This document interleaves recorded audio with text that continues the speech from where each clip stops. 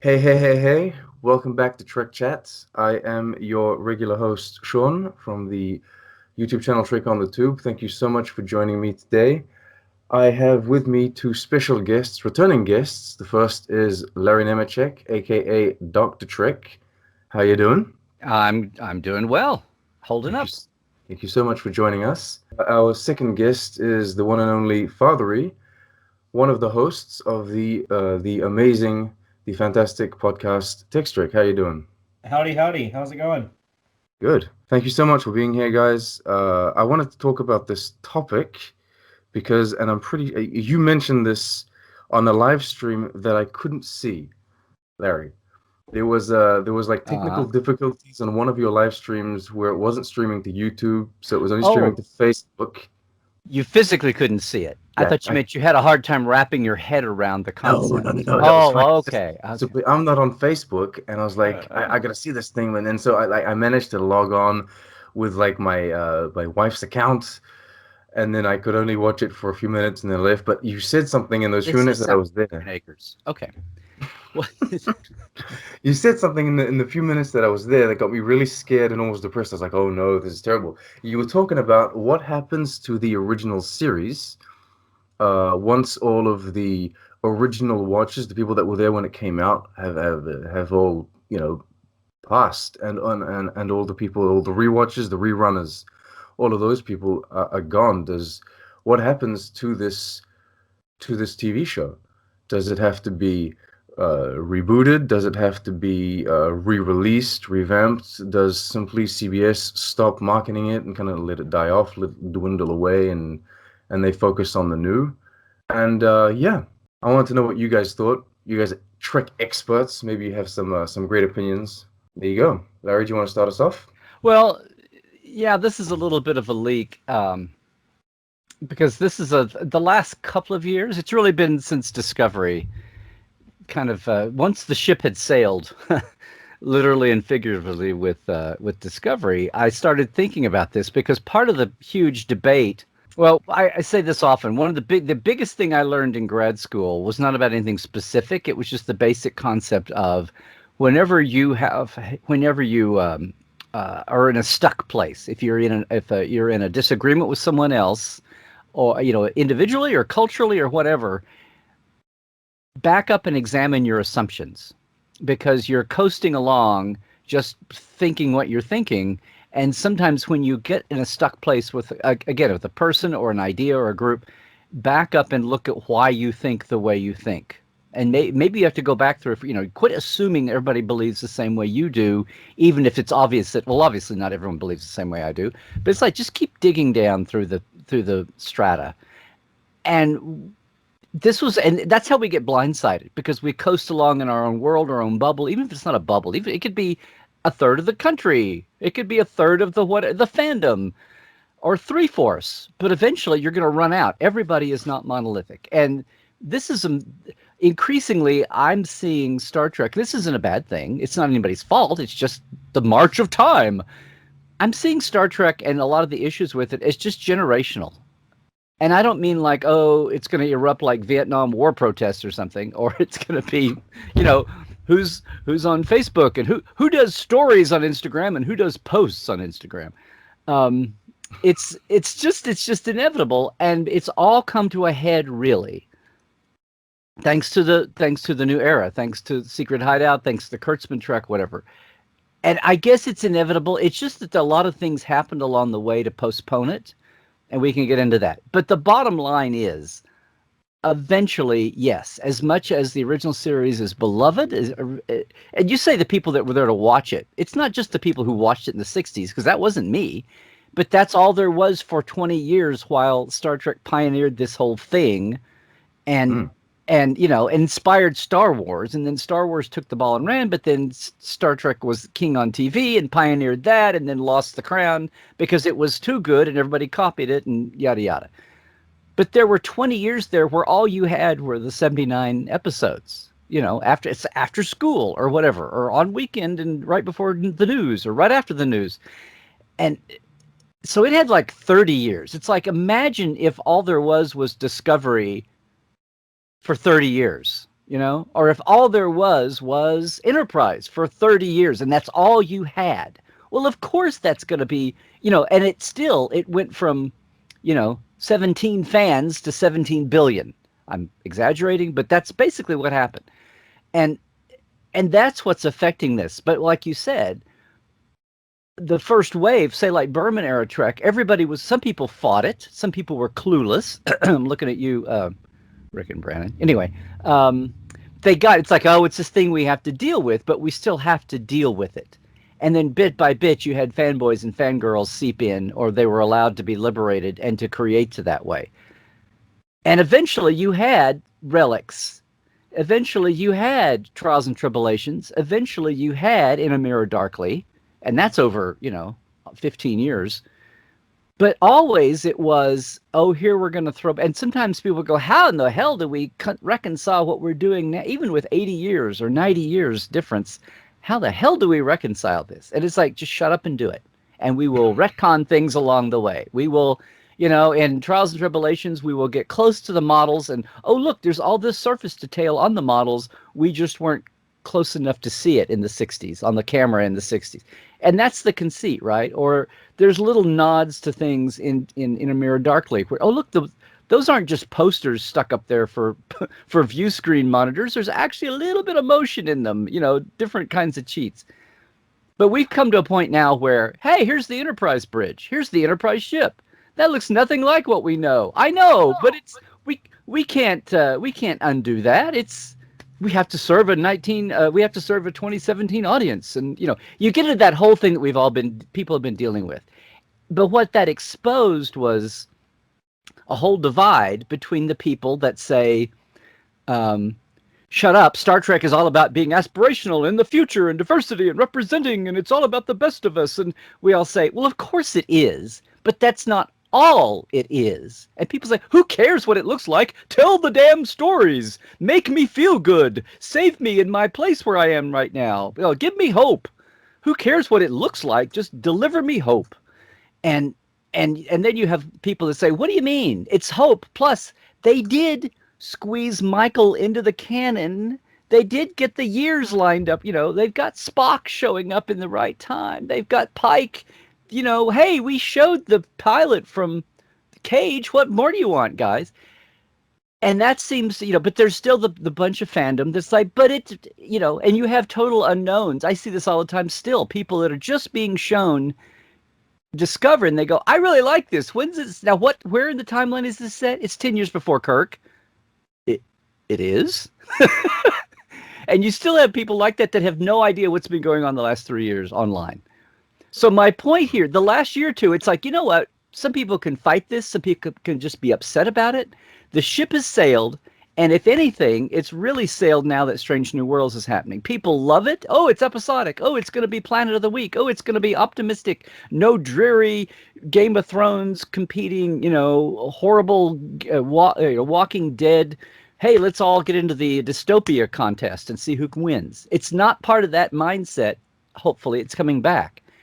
But still, they're going to use that bridge from the end of Discovery Season 2. So the last year or two, I am sorry to get wound up on this, but I really want to make sure everybody gets this and that I get what's happening. But it looks like that's the march of time. That's where things are. That's where the money's been spent. And it also looks like increasingly, and this is a sidebar, half or more of fandom is fine with that. And then the shrinking numbers of fandom that it upsets or it disappoints or it makes them cry or it makes them sick at their stomach, because Star Trek is always held together, including those, the famous throwback fun shows that I talked about, the three big ones. It's like that's becoming more and more irrelevant. So what do you do if you're going to get to, are you really going to finally get to a place where you actually, like you said, throw out something that's not, And so my theory, and thank you, Galaxy Quest, is eventually, I think, if we want to, embrace the 1960s original series, not so much the worry about the concept canon, but visual canon. Discovery made me realize that there isn't just canon. I always thought there was canon.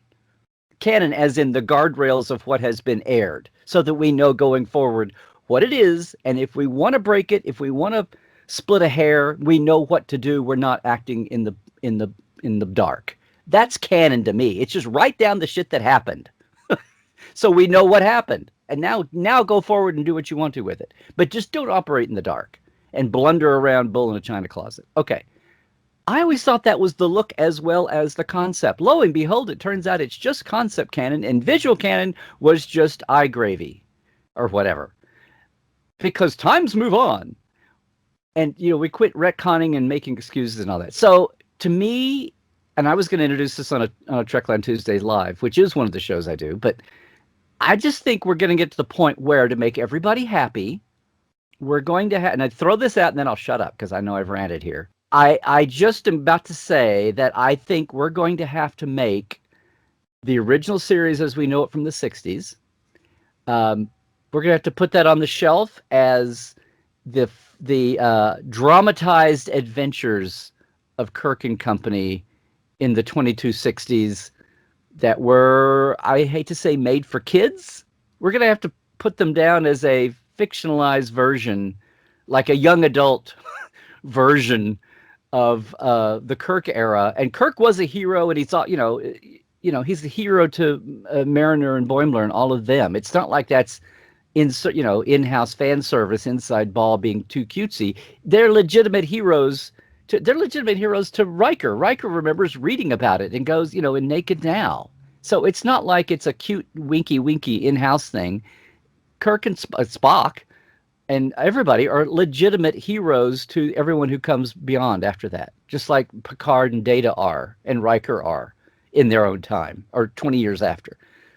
They're legends. So I think the only way we're going to be able to make cash out of this, because Strange New World's about to come racing around the bend, and our old trope about, well, they have bridge modules, see, and they're replaceable, and that's how we explain all. Well, no, now you're running down corridors and you're seeing, they're using half the wattage of lighting that they did in the 60s. And I think that's, and again, I take a nod to Galaxy Quest, where all the Thermians thought that their adventures were, except that their ship supposedly looks exactly like the ship that was in their series. So even that falls apart. But I think we're going to have to just say, to keep embracing it, because one thing you said, CBS isn't going to stop making money on it. It's beside being crassly capitalistic, it's just too emotionally to people that never watched a frame of original series, or people that now try, which is a whole subset I hope we talk about today, if I ever shut up, is the people who want to watch the original series, and I just can't make myself watch it, which is amazing. But that's time going by. But I think we're going to have to put the original series eventually, as Strange New Worlds happens, as everything keeps happening, in a box, because the point of departure was, in the chaos of Discovery, no one said, okay, guys, here is your artistic challenge. The writers took the challenge. As much as people want to gripe about it and disagree, they didn't. The writers did make concept canon work. Well, aside from holograms and long-distance holograms and touchscreens. But again, that overlaps into visual, and it's like a blind side that no one considered. It's funny how people bring their blind sides to things. Too bad. But it's also about creatives who want to compete with everybody else right now. And unless the marching orders had been, make the 60s work, update it, use new tools, techniques, whatever, and then we will shoot and light and frame and edit it in a very Game of Thronesy 2018 way. Now that's what should have been done. But it wasn't. We're stuck with this. There's no way, unless Bobby wakes up in the shower, there's no way to undo everything from Discovery Season 2 and now what's going to happen with Strange New World. So that ship has sailed. Let's just, make peace with it and move on. And for everybody still standing, and there's a lot of us, who that's just very sad, there's going to have to be a way to embrace the old without insulting it and without insulting those fans. Those fans need to be acknowledged, though. And so this doesn't become a generational fight or something, or okay, boomer, that kind of a thing. I think the only, we're coming down to the point where we're just going to say those were the fictionalized adventures. They're factually correct. but no one was spending a lot of budget to make them visually correct, and we've dumbed down. We put bright colors in for the kids, and I just think that's eventually what's going to have to happen. So that may be right. I was going to unveil this on a Tuesday show. I still am going to, but I think that's increasingly what we're left with. If you care about having all of Star Trek be one big happy fleet with a place somewhere, and that then you're like, well, why did Cisco and Dax look like they did? Because then that will be the thing. Did the orb of time only send them to a young adult fictionalized version of Kirk and Spock? Anyway, guys, I'll shut up. But that's where my head has been the last couple years. I just wanted to set it up because I know I'm introducing I don't know how radical it is. Because again, I think 2/3 of the fandom, half of fandom now as we're burgeoning, and the new fandom is always like underheard from. It's like anything. It's like politics. It's like, I don't know, sports theory. It's like anything. It's like the new wave has to yell and yell and yell and yell to make itself heard until it's the status quo. But increasingly, that's what's happening. And increasingly, the sidebar, I want to hear what you guys especially say on this, really, is that increasingly I see threads where people they're not ranting, they're not angry. They're just, everybody sitting around talking very matter of fact about somebody say, well, tried to watch the original series again. I just can't take it. I get 10 minutes in and I just can't I want to, but I just can't. Wow. 60s TV. Wow. And I'm like, wow. And then my immediate reaction is, I'm sorry, there's like TV and movies that are in black and white. Can you not, anyway, I'm throwing all that out there, but what do you think? That breaks my heart when I hear that. When I hear people say they can't watch the original series, that's like heartbreaking for me. Well, you're an old soul, Stephen. But yeah, I definitely see more and more of that as more and more younger people, especially now that they're making new content again, and there's been more people coming into the fandom that probably weren't introduced until the original series, until something else got them into Star Trek, and they go back to try to find everything, all the old stuff. Because everyone's a completionist now, like the era of Netflix and streaming. It's like, oh, I can just binge everything, starting with episode 1, season 1. And it's not just like, oh, there's a new episode of a Star Trek spinoff on tonight. I guess I'll try like this Voyager show. And you just jump in like the middle of season 2, or whatever was catching the more casual audience, whatever caught their eye to pull them in. But yeah, people go back and they try to watch the original series, and then they struggle with it because they're not used to, I guess, older material.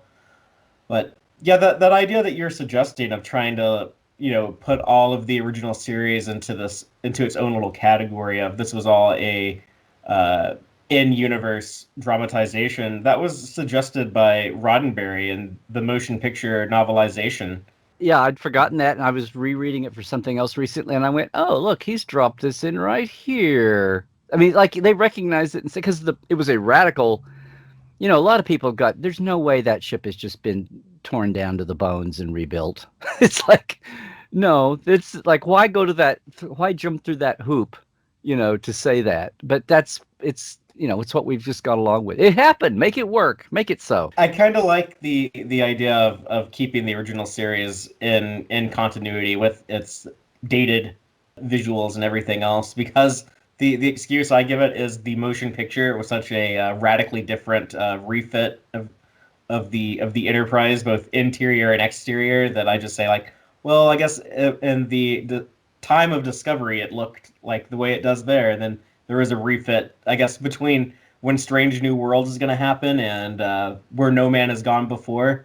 It gets turned into like the 60s version. It's the most refit ship in history. Yes.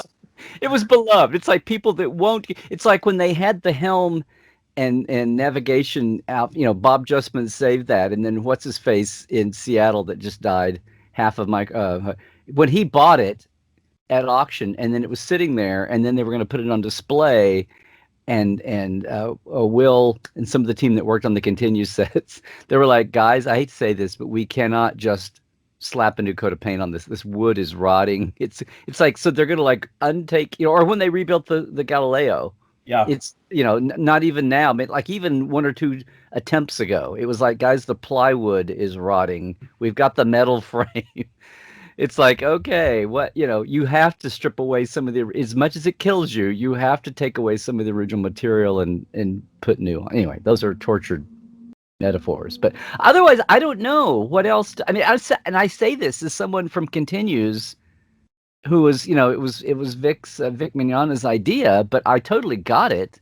And you've seen a lot of people, including James Colley, and I was part of I went up and was in one of, part of that one trip too, got involved. And you love the initial idea, but at some point it's like, well, are we just rebuilding sets and costumes and props, or are we going to take it through everything? And not, and the writing, yeah, but I mean like the post and the way, people got carried away with CGI just because they could, and they had, and Doug did this even the first time out, had the Enterprise doing barrel rolls and crazy things just because we can now. And it's like, but it doesn't, it's like we time traveled from 1970 to 2005 or whatever, just because we could. And the Continues was an attempt to have it. No, we're going to use modern tools, but we're going to recreate we're going to fuzz up the grain and everything, we're going to keep our CGI. We'll push the envelope a little bit, and that's what they would have done then, a little bit, but we're not going to go crazy just because we can.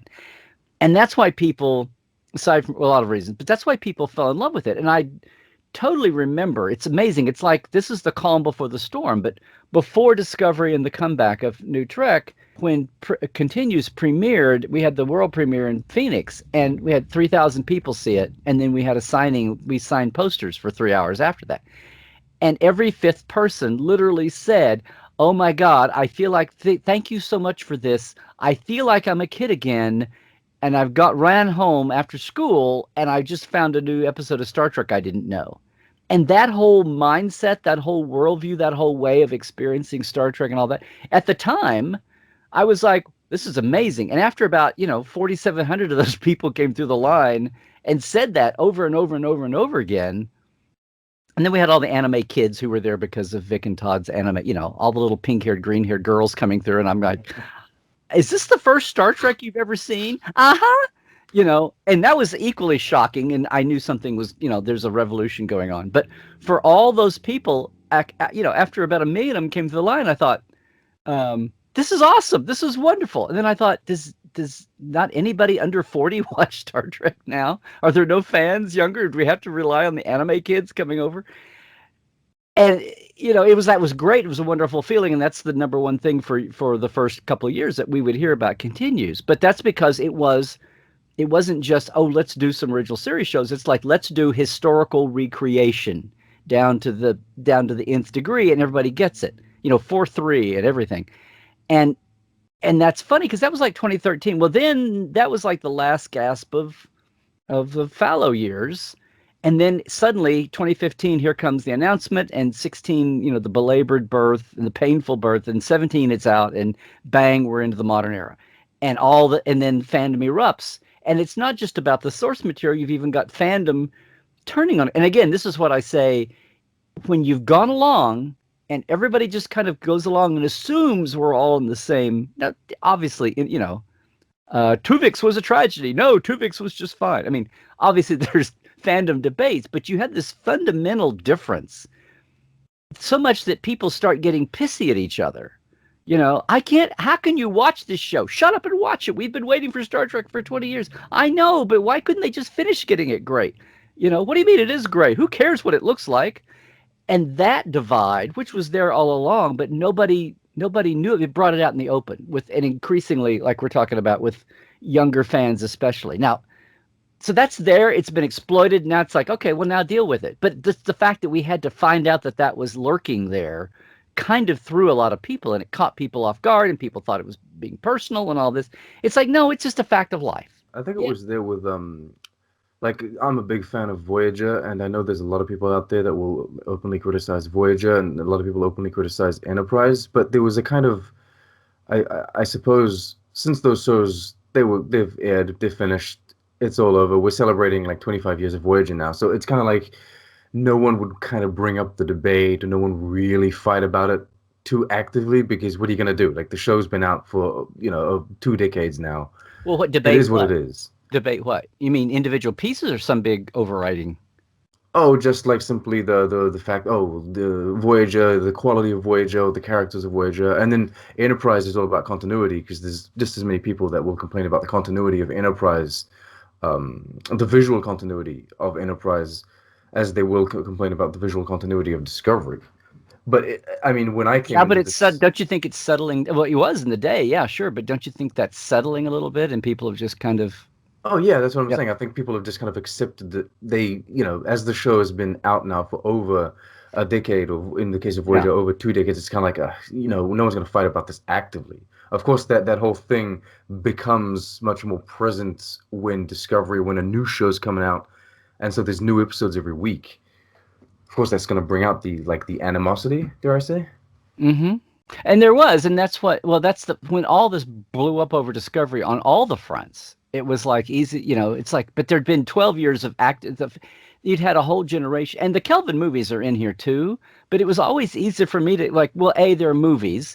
B, they're in a mirror universe. They're not the mirror, but they're in an alternate universe, and they insisted on that. That's where they want to live. They're wallowing in that.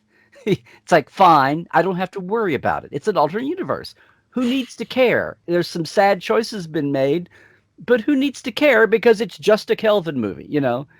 Um, and I can't. The biggest thing of the Kelvin movies was it brought tons of fans in a time when otherwise Star Trek would be, shrinking, drying up, and that's good.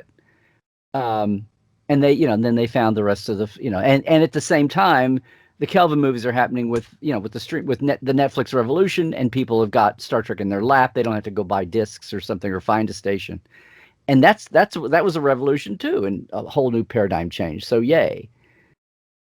It's back when you got to, so it's like, okay, fine, whatever the hell they do, I may not agree with it, or I may not have been my first choice, but fine, whatever. It doesn't really matter. It doesn't really matter. It's like, guys, I still say this. It's like, if the point of the Kelvin universe is to be exactly like Prime until it's not, then like, what's the point? To live there to do stories set there. It's like, oh look, we're gonna coast along on your expectation and your memory until we're gonna tweak it. It's like, okay, what's the interest there though? Anyway? I just it's like anyway. So I talk about the fallow years and all that. It's like it's not episodic small screen. It could have been big screen, but that's not a business model. Episodic multi-chapter storytelling, and that's not movies. Movies have never been Star Trek's main thing. I love how people debate about movies and they keep trying to bring the Trek movies in. It's like you're having a cake contest and movies are Star Trek's icing. It's like, is there an icing contest? A frosting contest? No. So anyway, so have the cake contest with Star Wars and James Bond and Fast and Furious or whatever the hell you're Transformers, whatever you're doing. But this, it's like I didn't even see this coming. I guess maybe we should have, but for a long time there, the 10 years, you went, oh, they're movies. So, but Discovery's just brought it front and center. And it's like, it's not, you said it's not just the people that saw it firsthand. The people that saw it firsthand, I want to say, were probably college kids and young professionals. And then it wasn't until the rerun babies like me that saw it after school for 10, 15, 20 years. And that's the people that were responding to us. It continues. And you say that now, like kids running home to watch Star Trek after school, I mean, this is a tiny little thing, but that is not what the last 20 years have done. That's not how people have experienced Star Trek the last 20 years. So that little piece of life is cute and fun and fine for that generation, but it's over, and now we're where we are, and people's Star Trek experience is Netflixing now. Is streaming. Yeah. And that's the sentimental thing, like you said, big binge watching. It's a whole thing. The whole thing of don't have these connected storylines because we don't want people to find it, on their syndicated station and be turned off because they don't know what happened already. That's like being scared of a Tyrannosaurus Rex. It's like that does not happen anymore. That is so, that's like worried when you can't find a blacksmith because your horse threw a shoe. It's like that is not a problem anymore. That is not a thing of life. It used to be everybody in their face had that worry, but now they don't. But we've just bridged a generation where that's it. So now everybody's about, yeah. So it's, and the original series is the vast minority to people that it's just a box on the shelf. It's just another row of, it's just another icon on the row on their Netflix screen. So anyway, but the people that CBS doesn't want to discard it. They still want to make money on it. And it's still, we will come to a time, 30 years, 40 years from now. Yeah. The original series, it was my first Star Trek audience is going to, that lingered because of 20 years. A lot of people, their dads, uncles, moms, best friend, older brothers sat them down. And, maybe Next Gen was their first original and they got to watch, it was their first week to week. Ooh, it's new experience, which you cannot take away from people either, including now. But the one that they were introduced to, that it was pre-existing, there you had many more years of that as Next Generation. But Next Generation only was in that slot for like 5 or 10 years because there was always new Star Trek coming. Nothing else is like the original series because nothing else had 20 years of nothingness, right? So that is that bubble. Whether you were a first run in the 60s or more likely, the numbers are way huger later, obviously. So when that bubble is finally gone, what you said in the beginning is going to be, what to do when everybody is dead and gone, and how will it be looked at by people? I don't know, but eventually, way before that happens, that theory I threw out is just one way. I've thought about it. I don't know. It's what's coming down the pike from, no pun intended. It's coming from, CBS. The current creative team is saying, here's what they really look like. And they could have done they could have hedged, they could have like built the lines and the colors and then just shot it dark and filmed it choppy and done a moving camera on a drone. They could have done all those things with those lines like I thought In a Mirror Darkly showed, oh, look, you can build these sets and then film them in HD and come up with all the retcons we've come up with over the last 20, 30 years, put all that in a box and they're still usable. You can still put people in the damn costumes and have them walk around on those sets, and they don't look ridiculous. So anyway, that's what I'm getting at. It's going to happen. It's just that right now we're going to have a landing on this without.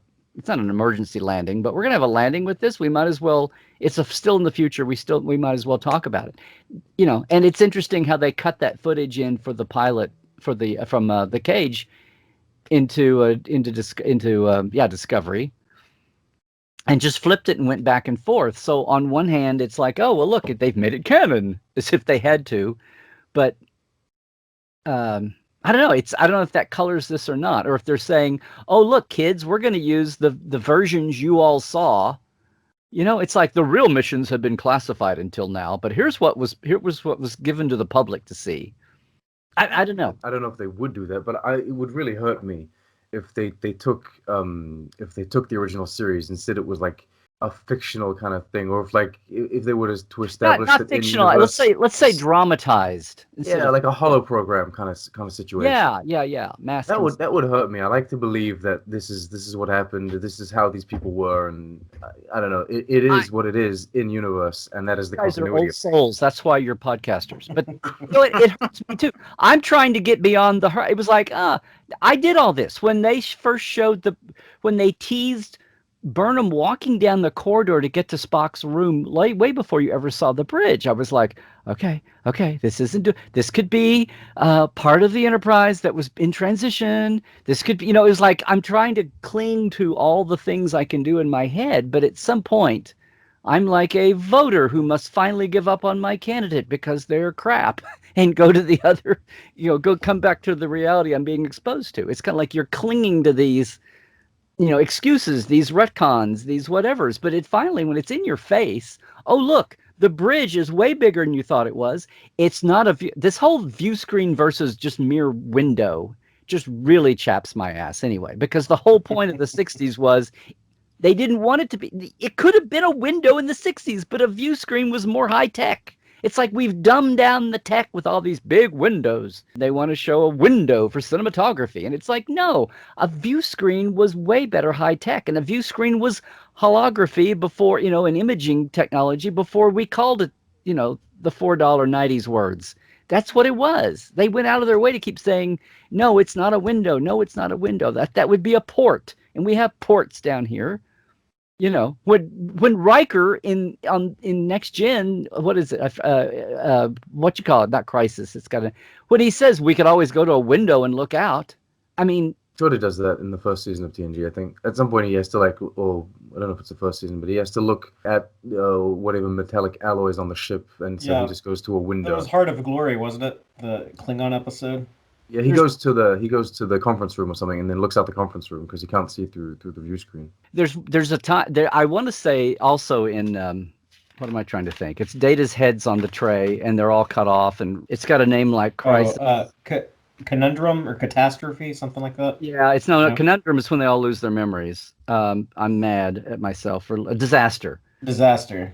I swear that Riker says something like the same thing, but it's pointing out that the view screen is not, you know, you can manipulate that. It's manipulable, and it has been in times. And anyway, this whole generation, and then they did it in the Kelvin movies, and I'm like, okay, it's the Kelvin movies. Now they're doing glass with imaging embedded in the glass. Obviously, they call up different, you know, things, but the idea of you know, it was cooler and more high tech for it not to be a window. It's like that's just lost on people now. That's anyway.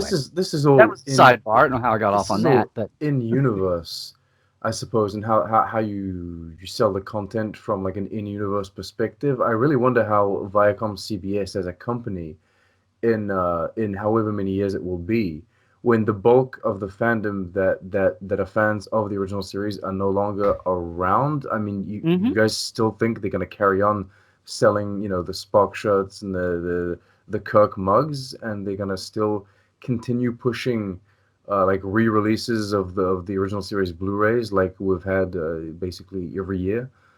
Well, yeah, I think you're not going to have people buying that merchandise. Like, I think we're seeing that shift now, actually, because I do know that a few years ago, I remember reading how, the most of the Star Trek merchandise that people are buying is all original series stuff, and I think that, you know, it's just very generational. The people with like the disposable income to buy that stuff were, you know, your older, you know, like your older Gen Xers and your boomers, and then like the younger millennial people that would be probably more aimed at next generation stuff, or, you know, other like Berman era stuff. They just weren't buying the merchandise on the same level. But I think we're seeing that shift now, and I see it with like, it seems like most Star Trek fans that are older than me, like TOS is kind of like, that's their favorite. That's what they grew up loving. And most people younger than me, it's either like Next Generation or Voyager or Deep Space Nine,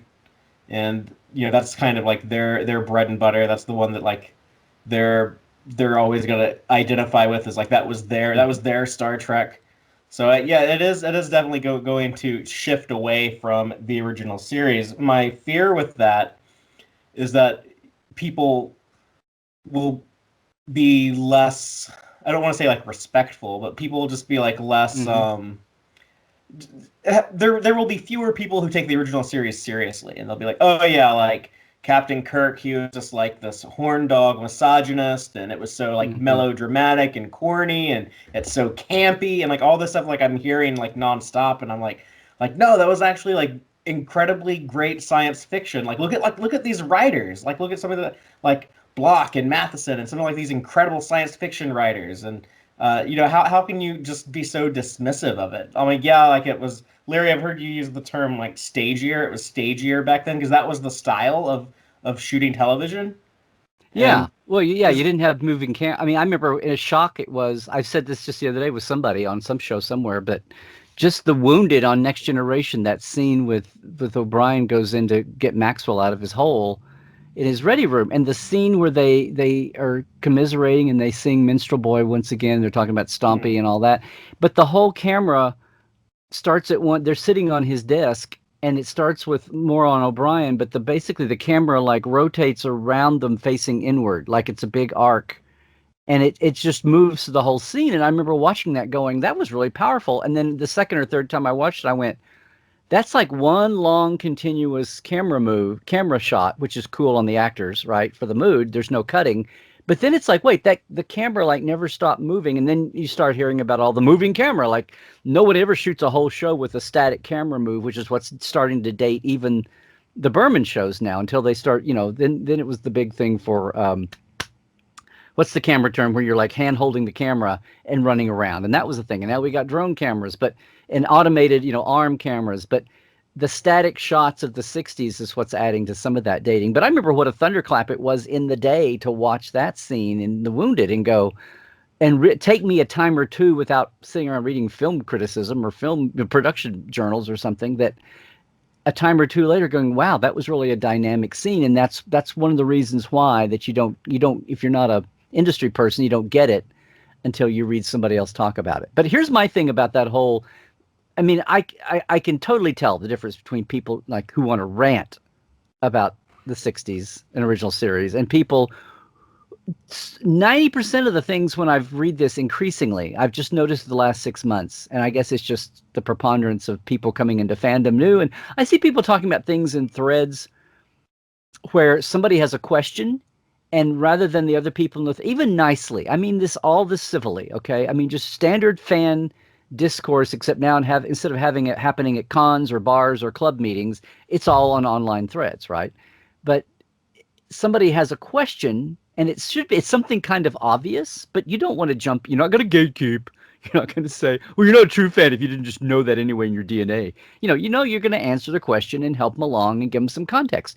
It's just that there's a thread of like 6 or 8 people in a Star Trek board on, say, Facebook, and nobody else knows the answer, but they're all commiserating with the guy's question. And it's like, should I jump in here and in a very civil Dr. Trek kind of way, help them out?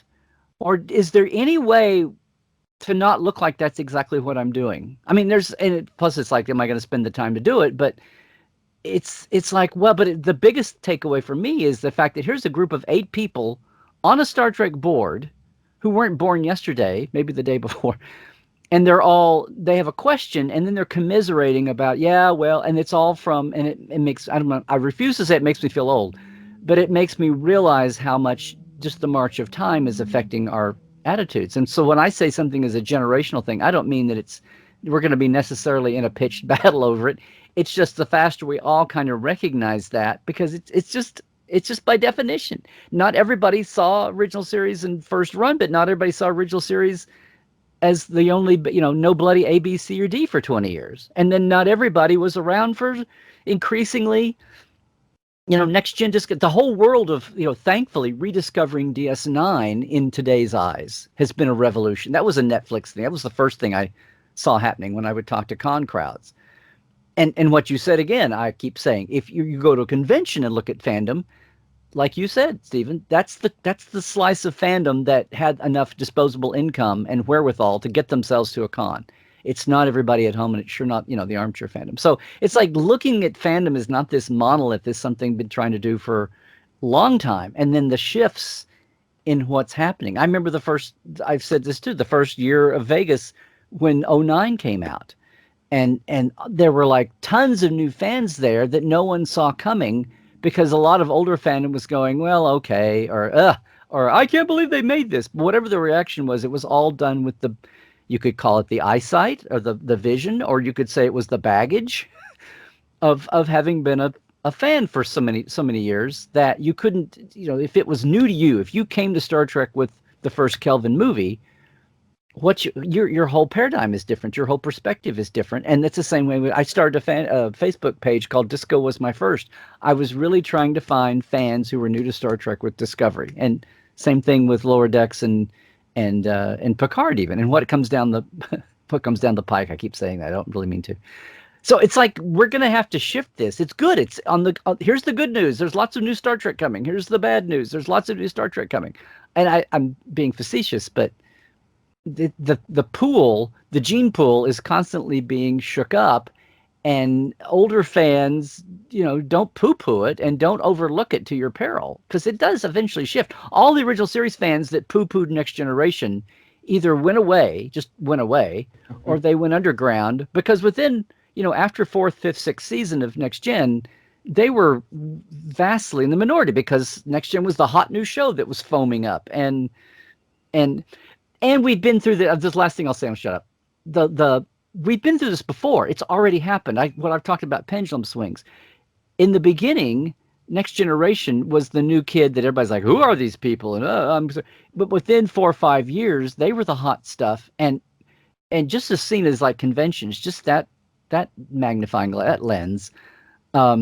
Like Nichelle and Walter and George and Jimmy could like their conventions dried up. The guy that did Slanted Fedora and then he imploded, but it was like by the time of late Next Generation, and by the time the spinoffs were happening, by the time of here's DS9 launching and it's Voyager launching, and we're gonna have this continual Star Trek franchise with movies, and it's gonna go on forever. By then, the original series was like old and tired, and look at the plywood sets, and look at the thing that had been revered was like on the scrap heap, and it was amazing. And then by the time you get to Voyager and DS9, having nobody watched DS9, and Voyager being tired feeling, it's like, what do we do? What do we do to revive the franchise? Well, they went with Enterprise, which I'm mad about the way people reacted to it, but that happened, and then it was on UPN, and malaise is happening, and there's all the competition from all the sci-fi that Next Gen inspired. And by the end of Enterprise being canceled and Star Trek is dead, well, what's the feeling now? Ooh, JJ goes, we're going to do the original, we're going to go back to the roots, but we're going to make it now and different. But that was back when the original series was retro cool. And so the pendulum went back and forth. All this keeps going back and forth. And for 10 years, it was like, yeah, Kirk, Spock. And then it became iconic, and then it was in memes. And then, South Park has all their alternate universe people in Spock mirror beards. And, it's way beyond Trek, and it's even more cultural. And that's where it'll be. No matter what happens, that'll always be there. But, past the stereotype. So it's a pendulum swing, but this one for the first time is not just about what's the perception. It's like, how is the franchise going to officially deal with it? And for us, for me, it's not the first time that it's like, it's not just as the original series in style or out of style, because it's gone back and forth depending on where the world was too. And anyway, I just throw that out there. That's the thing I wanted to say too, that it's not like we haven't been here before. We have, but the stakes or the big picture around it is even different now than it was then. Does that make sense? Yeah.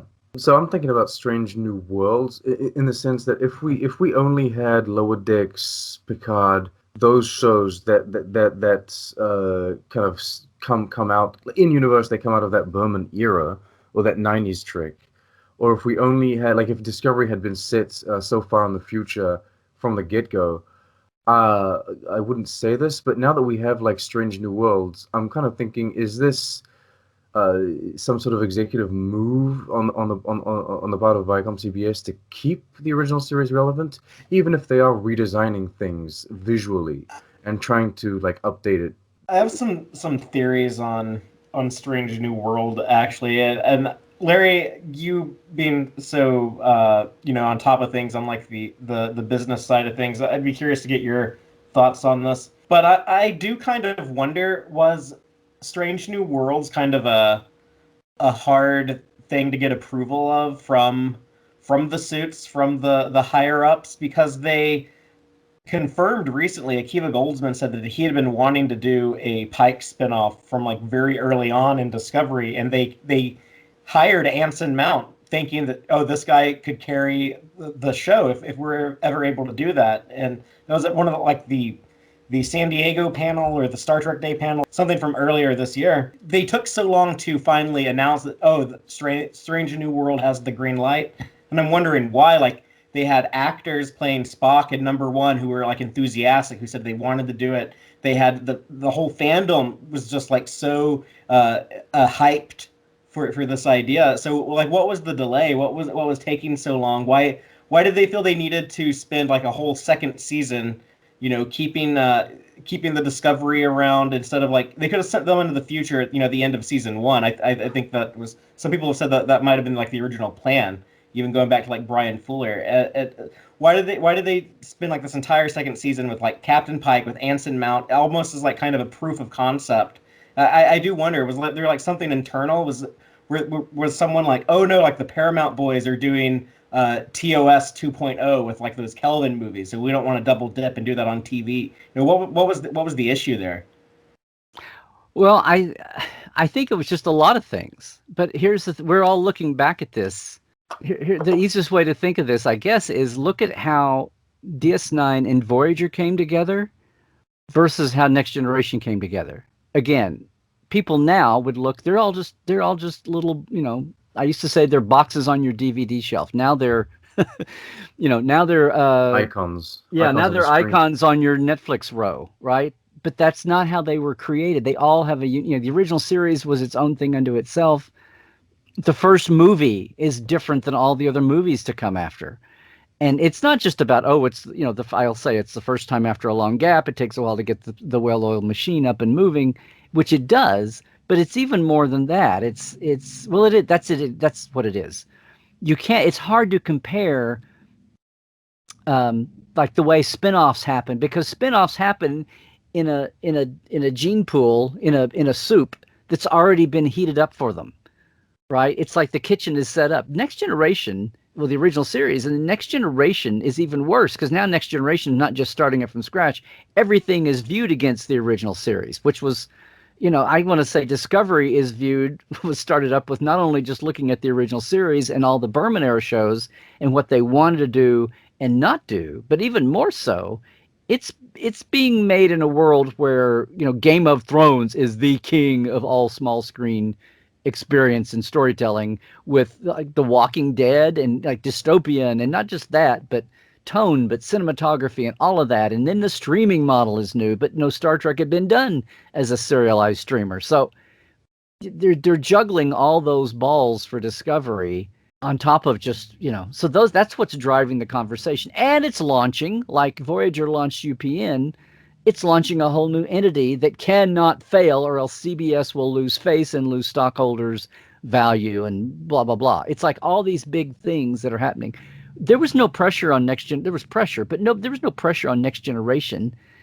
Gene was alive. Gene did not want to be on the bubble and have network executives tell him what to do. He's reliving the battles of the original series when they go around to all the networks and nobody will give him a guarantee. And he says, hell, guys, he's in sync with the studio for once and says, let's set up our own syndication army, and they do. And it's a juggernaut, but within, DS9 adopts that model, but it can't compete because Next Gen got all the good slots on all the best stations. And Next Gen is 5 years into its, 6 years into its popularity wave. And DS9 has to start there, and it carves out a niche, but very quickly, as it's finding its way, and it's protected because it's syndicated, it has trouble getting there. And then Voyager is on a network, but it's a stupid little sham network where it's the king, it's the golden child of the network, and they cancel everything. Literally everything else on UPN ever made was canceled after 1 year. Yeah, but I remember that. Voyager, yeah. And what's funny is, like, after 3 or 4 years, they're like, oh, why did we cancel 7 days? Like, that wasn't so, we could have, it's like now some of these shows would have, 3 or 4 of those series, especially the 1 hours, would have been good series on any of these streaming channels now. Would have, the concepts would have worked just fine. And Legend, oh my God, Michael Pillar's Legend was awesome, and they killed it after 10 or 13 episodes. So, but Voyager was the golden calf, because my God, if we don't have Star Trek, what do we have on our dinky little network? And for the not CW, what was it called? Oh, the WB. The WB. Yeah, for the WB and UPN to both be the dinky little networks out of the gate, and WB to be more cogent, and it had Buffy event, but they acted like a real network, only smaller, and UPN had just idiots for executives, and they turned over 3 times, and finally Moonves said, oh, for God's sake, and just pulled it in. And that's when the hammer came down on Voyager, or the hammer came down on Enterprise. Yeah, and they said, sorry, you guys have to make your numbers now. We don't care. We don't care that you're Star Trek. Sorry, your golden child pass has been revoked, and you have to work just like everybody else prints Star Trek. You have to earn your keep. And that's when the hammer came down. But all those shows they existed in a different reality world of being made and being created. And that's what happened with Discovery. And then, so I'm trying to get around to Strange New World. My theory, yeah, Brian pitched an anthology show that would be a radical thing. All Access says, I'm sorry, we're starting a new entity. This is just me. I'm reading between the lines and just looking at business. To me, it's like CBS says, we're starting a new entity. We need as many friggin' subscribers as we can now, ASAP. This is not let's stretch our legs. This is like get the damn thing up and running. We need a magnet, and we're not going to do a show where we're going to sell the subscribers and action figures and play sets and whatever the hell, video games, and we're going to change the characters every year. That's not going to happen.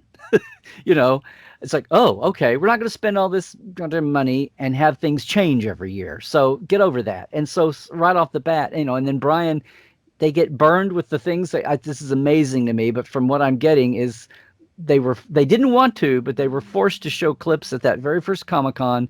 The world blew up over, the tech heads blew up over the look of the ship and the square nacelles and the whatever. And it's like after that, he was plunged into a lot of indecision about the best, he felt like the weight of everything.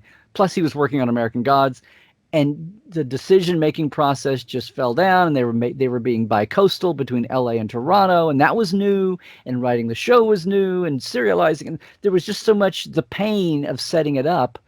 Guys, I don't know if you know this or not, but there was a prior show where they actually hired a lead character actor and then fired them after a few days. Did you know that? What show is that? Voyager.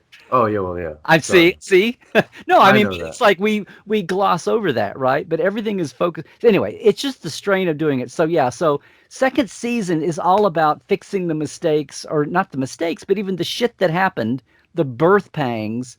Let's have now we've got a consistent vision. Yeah. But then still they fire Aaron and Gretchen are gone because of whatever the internal thing. So now it wasn't as huge. And they kind of course corrected, but there were you could see some tonal things happening differently that didn't happen after the first, fourth of the episodes.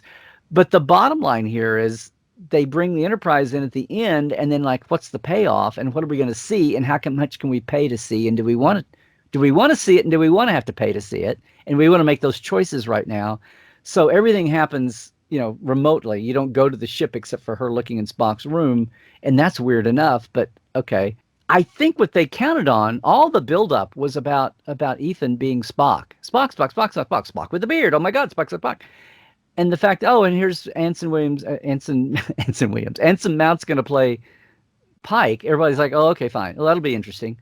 No one, I think they were rewarded for that choice of, if Kiva says they wanted to have somebody who could carry a show, that's awesome. It's good to know they're looking ahead that way, but they were counting on, if anything, there'd be a Spock spin. I don't know. It'd have to be in canon. But I think the last thing on their mind was having the world go crazy over Anson Mount's Pike, to the point where they're, for one thing, with all the trouble that their whole secret hideout operation had, picket lines and protests and online petitions and hate channels, hate YouTubers, that the fact that anybody was excited and thrilled about anything was amazing. They were going to cling on to that, no pun, sorry. But also the fact that they thought it would be Spock, and it was, but when it's like a reverse original series, when the captain character gets more fan mail than the Spock character, that makes people sit up and notice. So if they had in the back of their mind, or if he was just trying to pat himself on the back, but I'm sure they want they need to cast a captain-y type actor anyway who can lead, whether he's got his own series or not. So that kind of goes with it. But and that's just the visual similarity to Jeffrey Hunter then is just amazing. They were darkening his hair at the beginning and then letting it get lighter as he got more stressed out and after he saw the televisions, which I thought was awesome. But it's like, are they lightening his hair? Is it? And you'd see him in real life. You'd see Anson in real life and go, that's his normal hair color. And they had it darker in the beginning, and whether it was planned or not, they're gradually aging him rapidly this year. But anyway, but my point is, people want to ascribe conspiracies or great planning to things that were just the way shit came down, and just happy, for a thing that it had so much crap happen to it. It was fine to see a couple of happy, maybe maybe you make your own luck. but some lucky things happening in the chemistry to click and all of that to happen. So no, and remember they'd already decided. Last thing, when things are young and new and uncertain, that's when people make relationships. That's when decisions get made for better or worse. And assuming they're not bad decisions that sink it, if they're decisions that get made that help add to the longevity, they're awesome. But within a year, whether it's a company, it's a show, it's whatever, you know this. When it's a year, the people who get inside or the people who make a relationship or the people who have the great idea early and they're there through no fault of their own, people who come along even a year or two later, that window's closed. You can't come in at that level and brainstorm and BS around. Now the people, early on, Michelle Yeoh goes, "Gosh, I'd love to do this character. I hate that she's dead. Okay, let's think about a series." Back then it's all blue sky. It's like, who knows where this will go? If we survive, we'll need more ideas. Let's do it. Sure, it's in our face. So by the time Anson blows up as Pike, they've already, they've announced Section 31 even. I think they have, but if not, they've done it so loud it's all but a press release. Oh yeah, they had those bullet points. They had those. Yeah. The moment Kurtzman took over, he had his lists all lined up already. Yeah. Well, he had X number of things, but in some of them they were given, and some of them were. It was like a Khan project back at that time. Yeah, yeah. Well, a lot of that was technically not officially announced, but it was like deadline and it was all the trades officially speculating, which means that they, in politics, it's people who were not, who were not given the authority to brief, but they told us. So here's the thing: even Pike blew up so big that they've even moved it ahead of the show they'd already announced. Yeah, there were some issues with Michelle Yeoh's scheduling too, I think, with Section 31. Right. But still the mindset we're talking about. Yeah, they made it a priority. They've made it a priority in the corporate mindset about what order we're going to do things, what the original plan was, and now we've changed the plan to do that. So, yeah, it was just a combination of a lot of things. They announced these things. Things are in the works. People are actually getting a paycheck working on things for 4 months and 5 months. And that's like the whole thing with the Discovery Season 4 thing was hysterical. Like I am not an insider at all, guys, but I'll still hear from 2 or 3 people who are working on, advanced prep, who they're like, well, we're starting Picard next week, or we're starting Discovery. Oh, okay. And I know not to go shoot my mouth off. I am not going to be a rumor monger. Now, when people leak like the sign at the studio, it was like, well, that's pretty funny. Like, did they not know Global with phone cams and things? Like all the industry sites that list things, here's what we're renting. Here's what the production guild. Here's what the costumers guild is saying. All those kinds of things. It's like, do they not know that these are, that they're not listening to the PR wing of CBS? But anyway, some of that stuff, that's why all the toxic tubers were so laughable. It's like there's people earning sometimes things may get delayed, like the Corona totally screwed up everybody. But people are making a paycheck right now while these guys are out here screaming and taking advantage of the sheep that don't know, which is sad. But, anyway. But it just took the time. It just took that long to go. I'm still amazed that it happened as fast as it did. But then I'm thinking, well, they've been working on it. When are they going to finally announce that this is getting ridiculous? And then it was like the world's worst kept secret. Well, they keep having those. They keep having one after another of the world's worst kept secret. That's tradition. It's this weird, back in the day, you would start on a show. Well, a new show would get started. But after that, the season to season, you'd start, writers would take their hiatus first. They'd come back in April or May, start writing. They'd start shooting in June and premiere in September. It was like, what's the mystery here? And this whole thing now is this dance around who's been renewed for a season, who's going to do a spinoff, when are we filming, when are we not filming, when are we doing post, when's it going to be shown? It shifts from year to year. It's kind of crazy making, but it's 2020. What can I say? It's the stream world. Anyway, we kind of got off the topic, but anyway. They've made it clear from pretty early on with CBS All Access that they would like to have constant Star Trek eventually as their goal, just to maintain those subscriptions. So I think eventually, we'll have 6 shows in production, and they'll each have like a 10-episode season, and it'll just be like every week a new episode of Star Trek, and we'll get 52 episodes a year, just like when we had 2 shows on the air and they both had a 26-episode season. We were getting 52 episodes a year then. It's kind of like the same amount of content. We're going to return to that. It's just going to be more shows with shorter seasons because that's the model now. The old days, you had 26 basically overlapping each other, and they competed with each other, and a lot of people didn't have the time and where they were on channels and all that. We talked about that. The thing that, and people worried about burnout now. 5 shows, oh my God! But they're one at a time. I've been trying to say this. Look what they're doing. Nothing overlaps anything. You get to go seamlessly from one to the next because they want the subscribers to stay.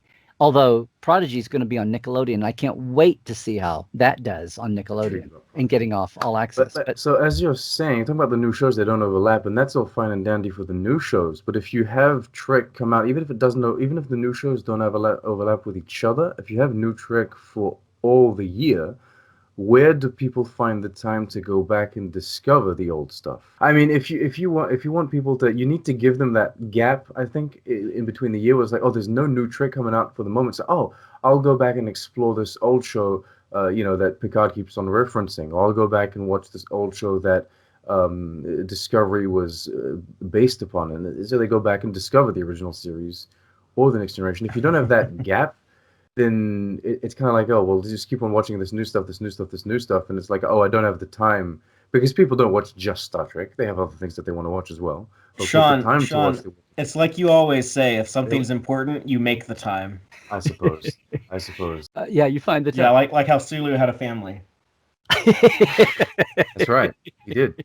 The plan would be to have it never ending. Now, we're talking about human beings again. I would think that even in the best, maybe they'll get the well-oiled machine that well-oiled, but once it's up and running and they're getting there. But just the fact that it's like so many people, like in the old days, back in the day, excuse me, when you had 2 series and movies, like there were some people, Bob Blackman was one, Mike and Denise were a couple.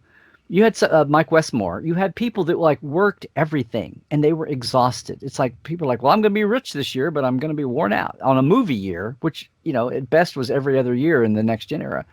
Those people were worn out. And it's been interesting to see by being bi-coastal, there's a ton of people who did Picard only, some who did all, but I'm sure because they're working from home anyway, COVID or not.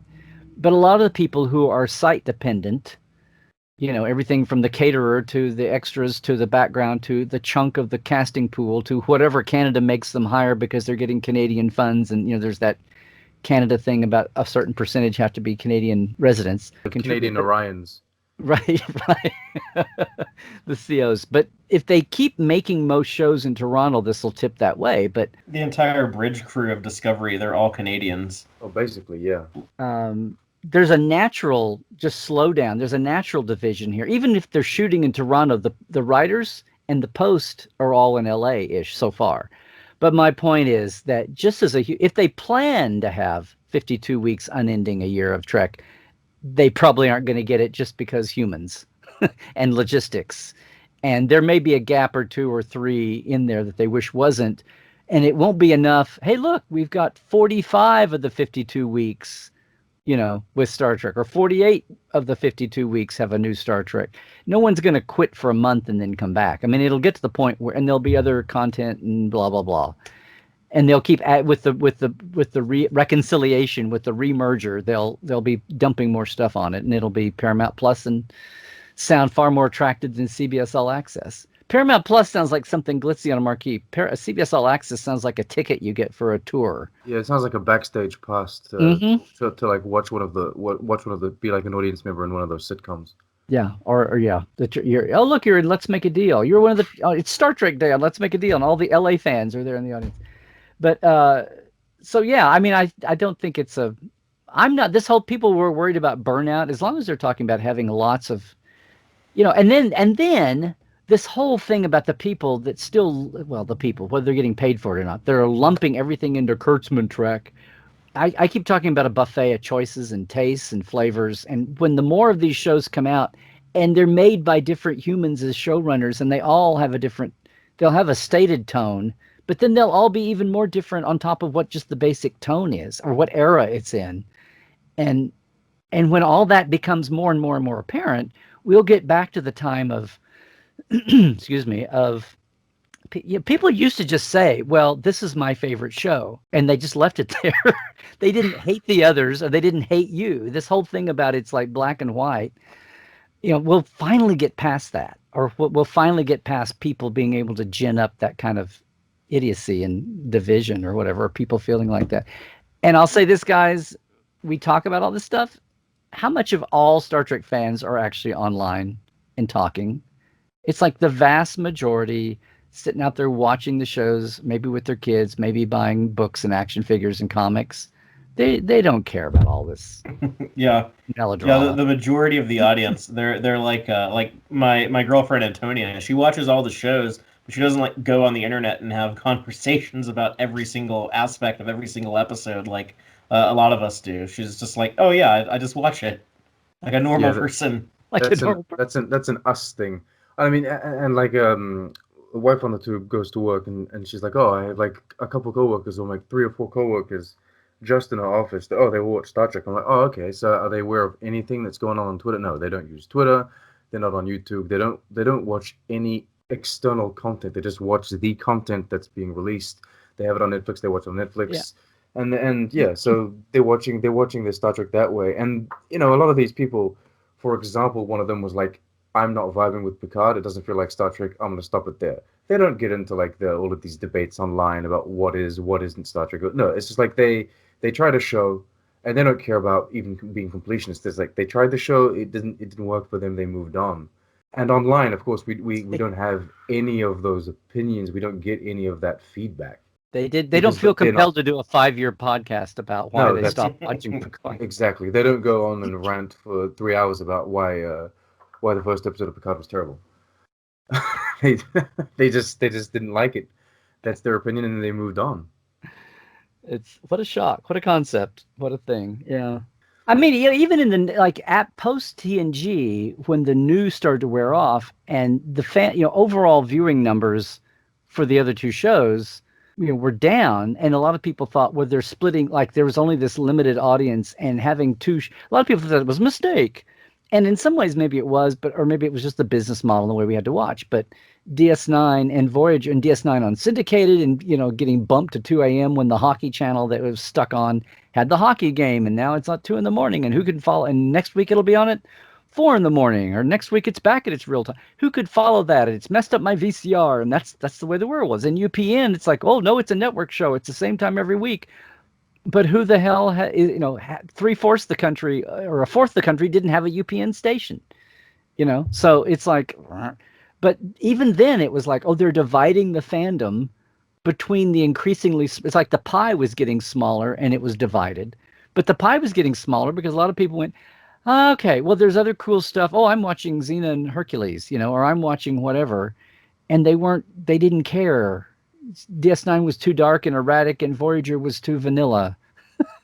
And okay, well, one good character maybe or whatever, but I don't care. And there's no Klingons in it. So, or whatever. So. But at the time, people just stopped watching, or they just watched one or the other. And occasionally they'd say, oh yeah, I love DS9.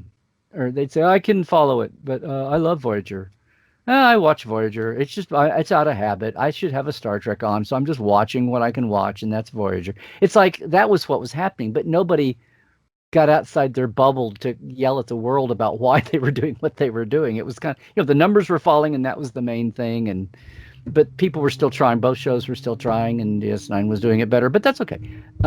They had less, They both got 7 seasons. They both got 7 seasons because it was the model. Even though Voyager was on a network that was so dinky, it was the golden. But the thing was, Voyager almost only got 6. Like they announced season 6 was going to be the last, and then they were like, "Oh, just kidding, we're going to do a 7th."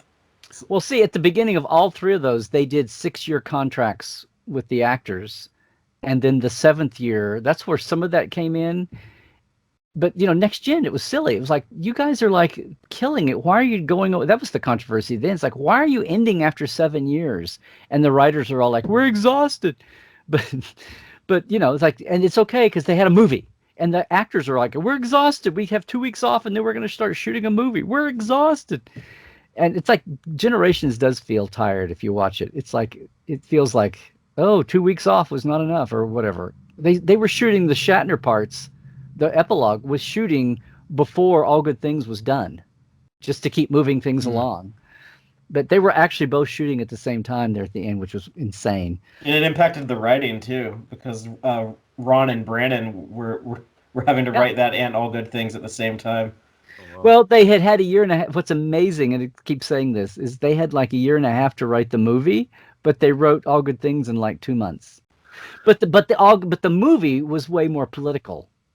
See, it had way more thumbs in the pie. All Good Things was just do the finale and get it done.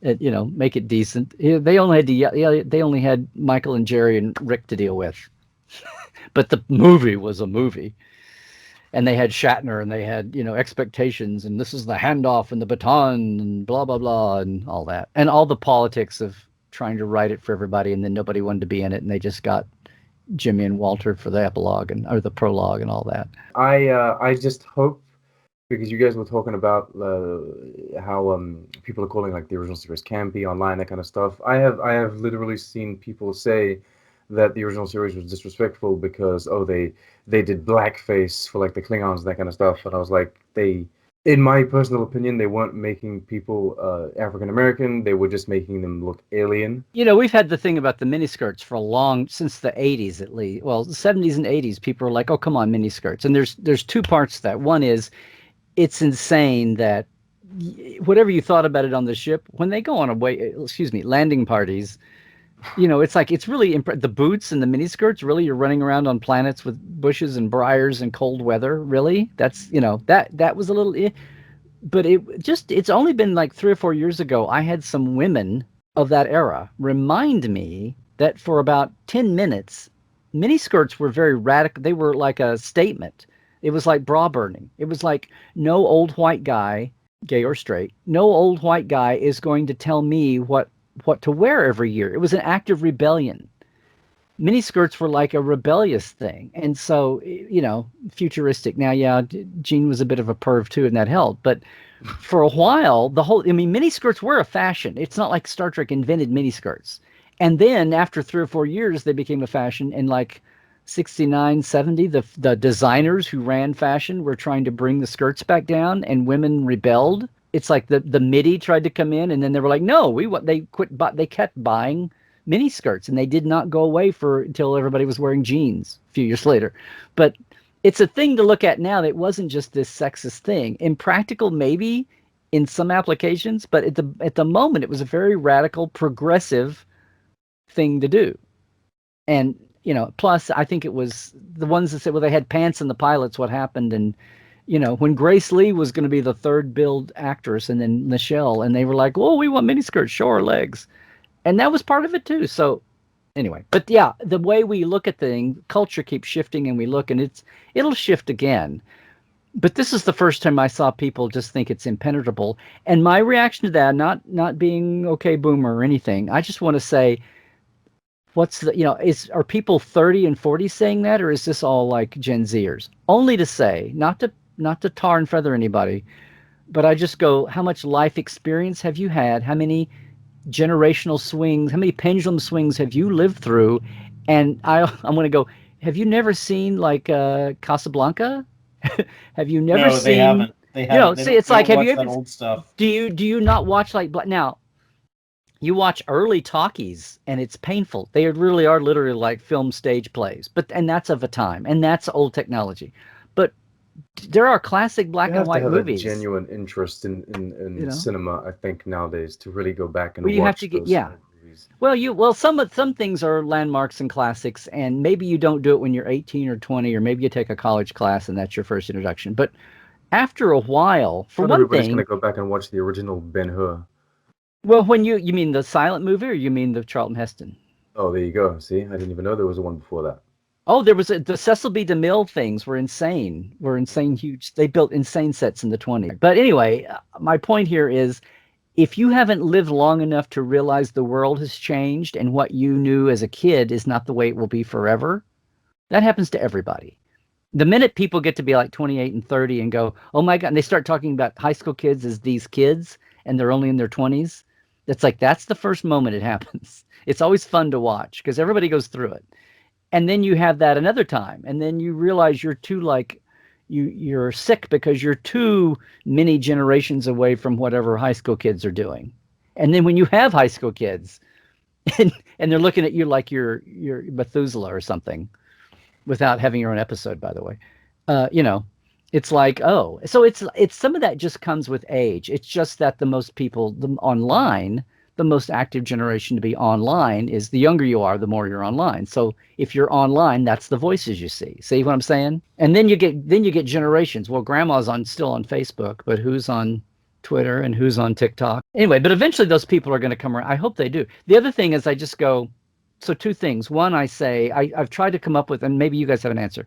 I try to come up with the least objectionable to that kind of thinking or that kind of worldview. What's the least objectionable or the most broad-based, say, episode of the original series to show those people? I know, like the big one. I think I've even heard you mention this before, Larry. It was City on the Edge of Forever.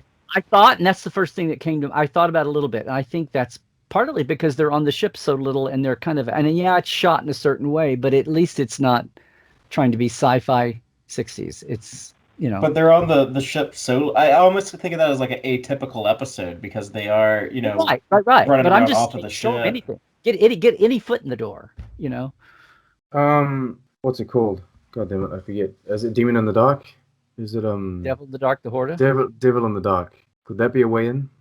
Because that's one of my favorite episodes from the original Yeah, but series. then you have to ask people to accept that man crawling around with a big rug on top of him as a scary monster, and I think that might be. Okay, well, it ain't that no might... Gorn. I mean, it's more scary than the Gorn, isn't it?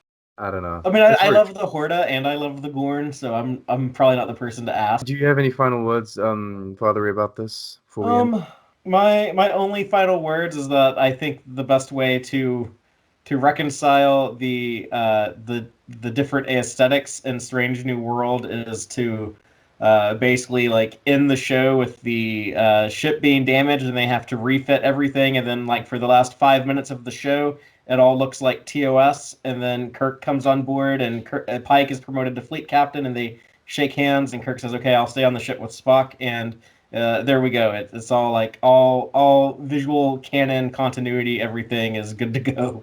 And they lose the little collar tabs. Yeah, they lose that. They lose the robots. The dot sevens leave. All that stuff. When the dot sevens have their own revolution and become sentient, that's Yeah. everywhere. Spock's quarters get split into two different smaller rooms, and that's why the Enterprise goes from being a crew of 200 to a crew of 400. Mm-hmm. 203, wasn't it, or something? Yeah. You solve all of that in like the last 5 minutes, and there you go. It works for me. It's what the best fan film would do. Yeah, that's a short tricks. That's what they'll do. Let's do that in a short tricks. They'll recon everything off. They could just go. They could just go up to. They could just go up to Ticonderoga and use James's. You know, They absolutely could. They don't have to even build a set. They're close to Toronto. They could just bop down. Yeah, that's really close. All right. Well, thank you guys so much for being here. Thank you guys so much for talking about this. The original series forever. Let's hope it lives on eternally. And Godspeed to all of these new shows as well, and to everyone that's creating them. We are happy to have new Star Trek as well. Larry Nemecek, aka Dr. Trek. I hope I didn't throw off your schedule with this topic that you wanted to address. Oh no! I'm still going to here in the next week. I was kind of waiting for Strange New Worlds to debut. This episode will come out after anyway. Whenever you're going to do your conversation, this isn't coming out this month. This is coming out probably the 1st of December or something. Oh, okay. So, okay. So it's fine. Don't worry about it. There's no continuity is safe. Well, happy holidays, everybody. Let's get 2020 the hell in our rearview mirror, our aft viewer. It's a viewer. It's not a window. It's a viewer.